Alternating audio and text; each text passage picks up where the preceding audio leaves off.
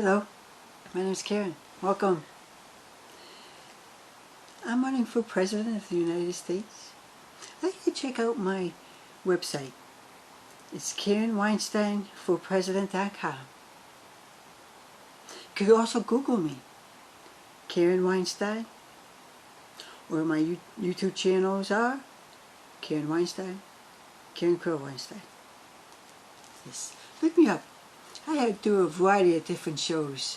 I'd like to have you watch my show, kind of get to know me, and for you to see whether or not you would like me to represent you, to represent all of the United States and all other countries around the globe.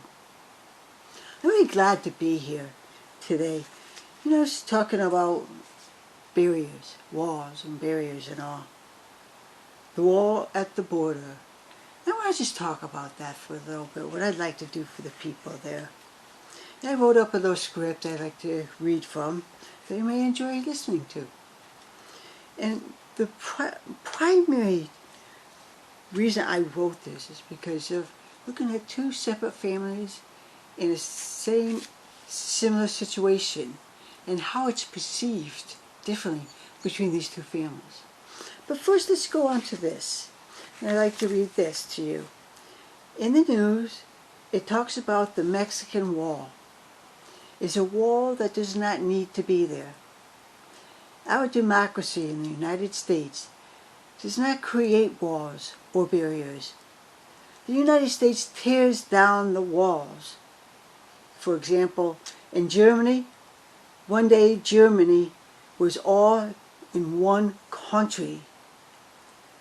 And then the next day, it separated itself by building a wall. East Germany, West Germany. Germany suddenly became two separate countries. One side became East Germany, the other side became West Germany. And I remember those words from President Reagan. Tear down this wall. That's what he said. And the wall came down.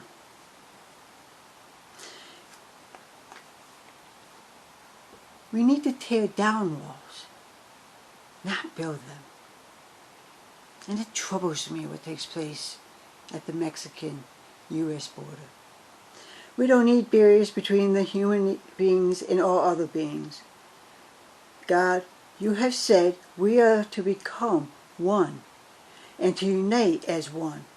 Is this how one becomes the many? Instead of building a wall, let's expand our country. Let's build a town on the Mexican border. It will be a way station for those who seek asylum. Let us build homes without fences. Let's build simple homes for the South Americans. Welcome all these people. Provide all the necessities for them to let them be fed and maintain a full stomach. Let them live in like motorhomes, trailers. Let them work the farms. You have big greenhouses. Let them do all that work. And for their learning and performing this work on the farm, providing food for everyone in our country,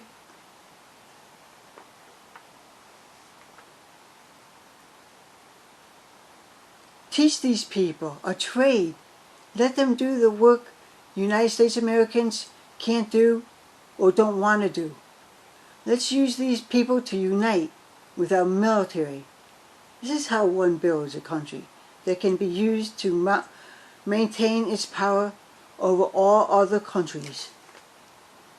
We will be the leader of the planet soon, especially while I'm president. Many of the things that I've talked about just now, and I continue to talk about, people will look at it as like, hey, I want to be like America, with plenty of food, with lots of fun happenings, uniting as one, becoming one, so we could all say, we are Americans. I would like to tell you of 2 actions that I have observed during my travels in the United States. I was in a woman's restroom at 2 different times at 2 different places. In one, there were South Americans, or most likely Mexicans, who had a 5-year-old boy in the woman's bathroom, while the mother and daughter and a child. The mother was changing the baby's diapers, and they were Mexican. The young girl, maybe 9 years old, came to me. She looked up at me with total respect. I told her how I felt about young boys being in a woman's bathroom. The woman should be able to have their privacy when relieving themselves. However, that concern was unrealistic because they stayed as a family to protect and take care of themselves because of cold treatment. The young girl listened to me, and the boy was taken out of the bathroom. With all respect. This young 9-year-old had utmost respect for me. She listened to me. There were 2 adults, a child with a changing baby, this 9-year-old girl who was attending our country's schools, and the mother, and then they had a 5-year-old boy. So when I asked them to take the 5-year-old boy out of the restroom, because I don't think that's a place for a 5-year-old to be, in a restroom of women. So the extra adult woman took the child out and waited outside to help. No problems, no regrets. They were very kind, gentle, understanding, and respected me and showed appreciation. A lot of respect towards me. Now there was another incident in a women's bathroom. There was about 16 stalls. It was a big bathroom. Women there, children, girls there, and all. And this is pertaining to an American family. This time it was a mother, a 14-year-old girl, with a 12-year-old boy in the women's restroom, looking through the cracks, looking at the women and walking around. Well, there is no reason for a 12-year-old boy to be in a woman's restroom. I told the mother and family member the son should not be in the restroom. Well, the 14-year-old girl showed me an attitude about my request. She became a person who does what she decides to do. She doesn't take orders very well, and stormed out. She stormed out of the restroom. This is an example of a foreigner who feels honored for being in America, and the American family, had an attitude. And it was, how dare you tell me what to do? Type of an expression. The boy was looking in on the women while they were going to the bathroom. I do not approve of young boys being in the ladies' restroom. As for fathers with their young daughters, I want them to use the women's bathroom, as long as there are no other females are in the ladies' restroom. If the women's restroom is for one person at a time, then definitely use the restroom. And ask an employee to stay vigilant at the door to be sure no one else uses the restroom. The woman will understand. A young girl should not use a boys' men's restroom at any time. Let's keep our daughters innocent as long as possible. People as a whole, let's keep our youths, boys and girls, innocent as long as possible. I've told you the 2 scenarios. The action of the family that's from Mexico and an American family. I don't see with the South American and the North American responses one of respect, caring, and loving, and most of all, one who listens to authority without an attitude. The other are North Americans and a United citizen. Their behavior and attitude, it was terrible. Don't tell me what to do type attitude. Do you find that so with Americans? They had an attitude. For this reason, can be an example of let's keep the border open. The people can become an American if they go through the process of having an asylum. The people of South America can help our countrymen with all the work, the hard labor that the white Americans, our forefathers, have once been able to work hard and diligently. Help those who can help us best. It appears that farmers need assistance to expand their farms. I want our farmers to one way to create enough vegetables and food to feed our country and all other countries in need of food. This is the way, the American way, to help all those in need. Our country is great. Let's make it greater than ever before. Let's make you, the individual, be the best person that you can be. This, I feel, from my experiences being on this earth, each person should strive, become an American. Strive to become God-like. We're supposed to follow God's ways, and the Lord will teach us how to be God-like.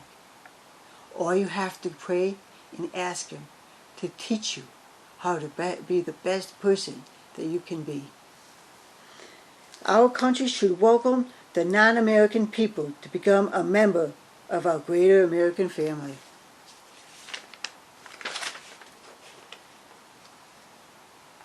Let us Americans in this world, promote togetherness, unity, and oneness for all.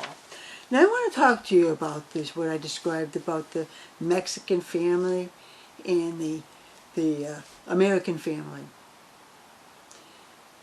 Which would you want to live with? Someone who is respectful towards you and adheres to the rules and regulations and all the laws that are to be followed? Let's take the news media. They showed, it looked like a pool with many teenagers, 20, 30-year-olds in the pool drinking alcohol, just enjoy themselves and all.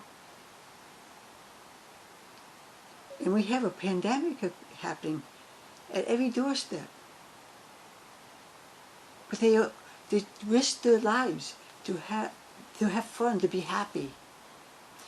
These people are a perfect example of the American family I just described. Don't tell me what to do. I will do what I want to do. I'm going to have a good time. I'm going to have fun. Well, if I get the coronavirus, then I get it. What if you gave it to someone?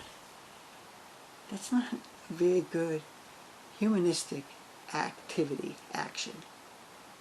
So there you see, in a North American family of people do as they please. Well, the pandemic, the COVID-19 pandemic, is disregarded by the American people.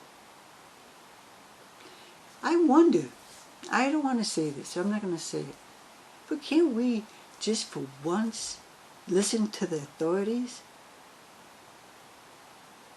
It may save your life, and it may keep you from causing another person to receive that virus from your molecules, from your mouth and nose. Maybe you don't worry about getting coronavirus, but the person you're around and they're doing what you're supposed to be doing, 6-foot distance, has a mask. We must do it for each of our countrymen, out of respect. And look at the Mexican family. I'd like to see them get the asylum. Instead of putting them in cages, put them in give them some trailers to live in and work the farms and learn to speak English, get their citizenship, teach them how to drive a vehicle. They would gladly do this for us because they're proud of our country and they want to live here. I was at a restaurant couple years ago, there were some Orientals, Asians, table over the restaurant. They were taking pictures of the food they were eating. They were just so involved in their meal. It's as though this is the first meal they had in 5 years. And they're taking pictures of it and sending it to their family in either Japan or China. I mentioned this before with China. What is going on with Hong Kong? Why is China taking over Hong Kong? Is it because of not enough food to provide for his people? Here you have a democratic country, I would have to call it country, changing it into, what do we call it, communism? Can you imagine a country turning our country into communism? I don't even want to go there. And you used to be able to walk the street, whatever you want to do. Suddenly, that was taken away from you. Right now, please, listen to the authorities. Be a true American. We have to lead all other countries. Why not start today? Be respectful. Be kind.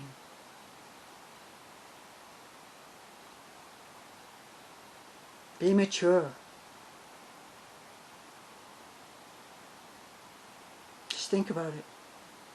I ask, could this pandemic wipe out all Americans?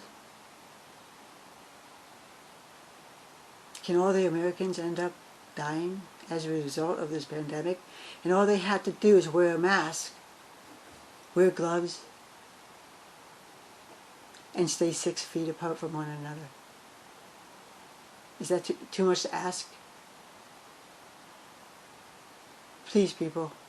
And even President Trump, he has thoughts and ideas he'd like to share with us, as well as the scientists and the medical field. Yes, we're here to have a good time, but we're here also to live out our lives, to learn and to become godlike. Be good, do good, stay good. Blessings.